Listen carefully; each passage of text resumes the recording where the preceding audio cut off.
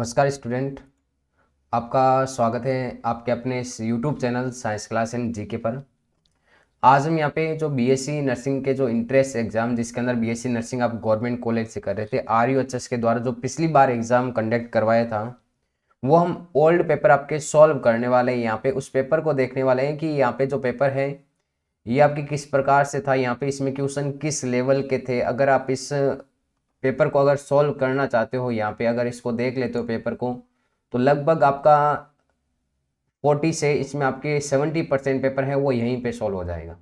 क्योंकि भी इस पेपर के आधार पे आप यहाँ पे इसका बेसिक है वो पता लगा सकते हो कि आने वाला जो आपके पेपर होगा अब की बार जो आपके आरयूएचएस के द्वारा एग्जाम कंडक्ट करवाया जाएगा तो उसमें किस तरह के लेवल के क्वेश्चन पूछे जा सकते हैं। तो ये हम यहाँ पे इसलिए यहाँ पे ये पेपर सॉल्व कर रहे हैं वापस।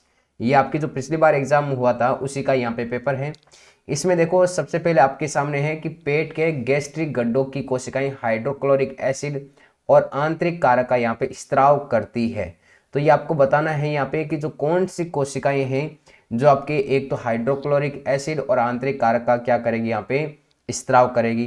तो इसमें ध्यान रखना यहाँ पे कि जो पेराइटल सेल होती है जिसे हम पार्श्व कोशिकाएं कहते हैं, ये आपके पेट के गैस्ट्रिक गड्ढों की कोशिकाएं और हाइड्रोक्लोरिक एसिड का क्या करती है, यहाँ पे स्त्रावण करती है। नेक्स्ट क्वेश्चन के अंदर हम यहाँ पे चल रहे हैं और नेक्स्ट क्वेश्चन है हमारे सामने यहाँ पे सेकेंड नंबर कि क्लोराइड के शिफ्ट के दौरान आरबीसी की विद्युत तटस्थता को बनाए रखता है। कौन बनाए रखता है यहाँ पे? तो प्लाज्मा से आपके जो इरेथ्रोसाइट को Cl- का क्या करता है यहाँ पे, प्रसार। तो इसमें ए ऑप्शन है यहाँ पे आपका बिल्कुल करेक्ट हो जाएगा। नेक्स्ट हम बात करते हैं इसके बाद में आपके थर्ड नंबर, और थर्ड नंबर है यहाँ पे ईओसिनोफिल के बारे में बताना है कि कौन सा ऑप्शन करेक्ट होगा।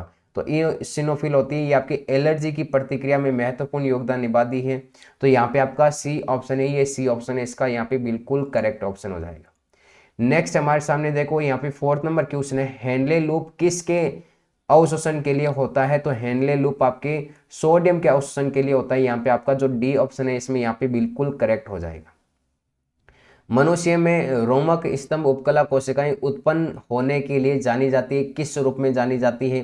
तो यहाँ पे आपको इसका आंसर देना है और इसमें ध्यान में रखना है यहाँ पे कि जो ए ऑप्शन है आपका कि मनुष्य में आपके ब्रोंकियल्स और फेलोपियन ट्यूब है इसके उत्पन्न होने के लिए ये आपकी जानी जाती है। तो यहाँ पे ध्यान में रखना ए ऑप्शन इसका बिल्कुल करेक्ट हो जाएगा।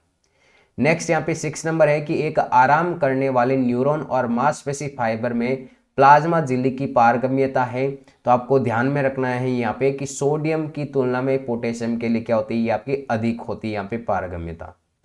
नेक्स्ट 7 नंबर है यहाँ पे कि निम्न में से कौन सा गलत है? तो इसमें आपको ध्यान में रखना है कि ट्रोपोप्लास्ट एक रोगाणु परत है। देखो ज्यादातर हमें यहाँ पे पेपर है उसके क्वेश्चन पता चलने चाहिए यहाँ पे भाई किस प्रकार से यहाँ पे क्वेश्चन पूछे गए हैं। नेक्स्ट आपके शुक्राणु का निर्माण का सही क्रम, तो यहाँ पे डी ऑप्शन है, ये क्रम आपकी यहाँ पे सही है। क्रम भाई पहले स्पर्मेटोगोनिया, उसके बाद में स्पर्मेटोसाइट, फिर स्पर्मेटेड बनता है और फिर आपके शुक्राणु ओज बनता है। तो यहाँ पे डी ऑप्शन है ये बिल्कुल यहाँ पे करेक्ट हो जाएगा। नेक्स्ट यहाँ पे मासिक धर्म का प्रवाह किसके कारण होता है? तो ध्यान में रखना प्रोजेस्टेरोन हार्मोन के कारण होता है। तो ए ऑप्शन यहाँ पे करेक्ट हो जाएगा। निम्नलिखित में से कौन सा अपरा का एक कार्य नहीं है ये आपको बताना है? तो विभाजन के दौरान ऑक्सीटोसिन का स्त्रावण आपके अपराग के द्वारा नहीं किया जाता। तो डी ऑप्शन इसमें बिल्कुल करेक्ट हो जाएगा। एक लिंकेज समूह से दूसरे में जीन की गति को क्या कहा जाता है? तो यहाँ पे क्रॉसिंग ओवर कहा जाता है। यहाँ पे डी ऑप्शन हो जाएगा। नेक्स्ट एलील्स क्या है? तो एलील्स आपको ध्यान में रखना है यहाँ पे हेटेरोजाइगोटस होता है। क्या होता है यहाँ पे? हेटेरोजाइगोट्स होता है, ठीक है। क्योंकि एलील्स के अंदर यहाँ पे क्या होता है, हमेशा आपके दो विकल्प होते हैं, या तो कैपिटल टी और ये क्या होगा, स्मॉल टी।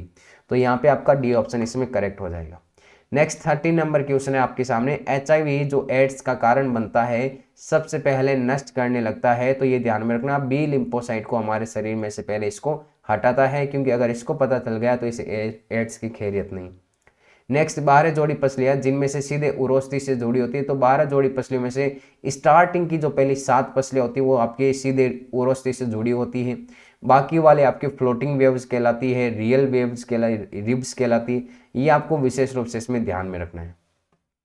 नेक्स्ट, एक अंडे में जर्दी की मात्रा और वितरण के अनुसार उभयचरों के अंडे होते हैं। तो यहाँ पे ध्यान में रखना है, यहाँ पे मेसोलेसिथिल और आपके टेलोलेसिथिल होते हैं। यहाँ पे सी ऑप्शन करेक्ट हो जाएगा। संतुलन से संबंधित संवेदन अंग है, तो आपको बताना है यहाँ पे कि आंतरिक जो कान होते हैं वो हमारे संतुलन बनाए रखने का यहाँ पे कार्य करते हैं। तो सी ऑप्शन इसमें यहाँ पे बिल्कुल करेक्ट हो जाएगा। उच्च मृत्यु दर के लिए निम्न के लिए जनसंख्या में तेजी से गिरावट होगी। अगर उच्च मृत्यु दर के लिए जनसंख्या में तेजी से गिरावट होगी तो इसमें ध्यान रखना उसे जनसंख्या क्रैश कहते हैं। जनसंख्या अचानक से क्या होगी, इसमें घट जाएगी। तो मधुमक्खियों के बीच श्रमिक है, तो यहाँ पे ध्यान में रखना कि मधुमक्खियों के बीच जो श्रमिक होते हैं वो आपके नर होते हैं। तो ये देखो, ये ज़्यादातर आपकी जो भी क्वेश्चन है वो आपको इसमें जूलॉजी से शायद ज़्यादा पूछे गए हैं, यही इसमें मेन फैक्ट है, आपको ध्यान रखना है यहाँ पे। तो जूलॉजी वाला पोर्शन यहाँ पे एकदम अच्छे से आप यहाँ पे पढ़ना। तो प्लाज्मिड डीएनए होते हैं, ये आपको बताना है, उपरोक्त सभी होगा इसमें। तो इस प्रकार आप यहाँ पे मैं एक एक क्वेश्चन करके यहाँ पे आपको कंप्लीट करके पूरा इसमें जो आपकी पेपर है ये मैं आपको बता देता हूँ। आप इसके अंतर्गत क्वेश्चन है वो आसानी से देख सकते हो, इसको पॉज करके वीडियो को रोक करके आप देख सकते हो इसमें। तो यहाँ पे आपका 22 नंबर क्वेश्चन है, आप इसका स्क्रीनशॉट ले सकते हो। इसके अलावा इसकी जो पीडीएफ होगी वो मैं आपको व्हाट्सएप ग्रुप के अंदर ट्रांसफ़र कर दूंगा। और अब भी आपकी कोई यहाँ पे इसमें कमी रह गई है या फिर आपका कोई डाउट है इस पेपर के अंदर, तो वो आप कमेंट्स करके यहाँ पे बता सकते हो। ये बायोलॉजी के देखो लगभग इसमें ध्यान में रखना, बीएससी नर्सिंग के एग्जाम के अंदर आपके बायोलॉजी के अंदर आपके 34 क्वेश्चन पूछे जाते हैं। कितने क्वेश्चन? 34, मतलब 34 क्वेश्चन आपके बायोलॉजी के आते हैं। इसके अलावा यहाँ पे 33 आपके केमिस्ट्री के, और नेक्स्ट आपके फिजिक्स है, फिजिक्स के भी यहाँ पे 33 रहने वाले हैं। तो इस प्रकार से आपका यहाँ पे टोटल जो क्वेश्चनों का सीरीज है वो क्वेश्चनों का सीरीज इस प्रकार से रहेगा। ये आपके लास्ट यहाँ पे 34 नंबर तक आपकी यहाँ पे बायोलॉजी है, बायोलॉजी का पोर्शन यहाँ पे कंप्लीट होता है।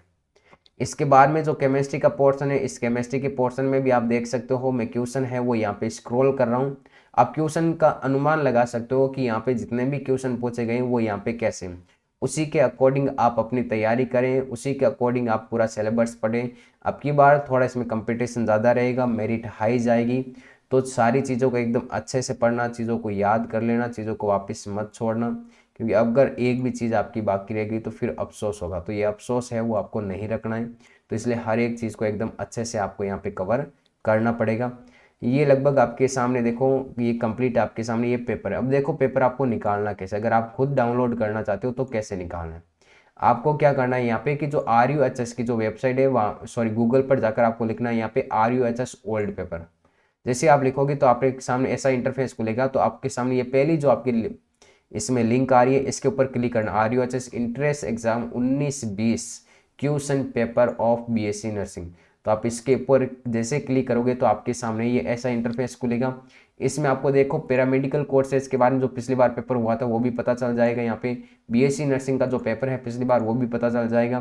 तो हमें BSc नर्सिंग के ऊपर यहाँ पे क्लिक करना है। ये आपके सामने BSc नर्सिंग दिखाई दे रहा है, इसके ऊपर जैसे क्लिक करते हैं तो ये हमारे सामने पेपर है यहाँ पे ओपन हो जाता है। तो इस प्रकार आप BSc नर्सिंग का पेपर है वो डाउनलोड कर सकते हो और इन चीज़ों को आसानी से समझ सकते हो। मिलते हैं वापस नेक्स्ट वीडियो के अंदर।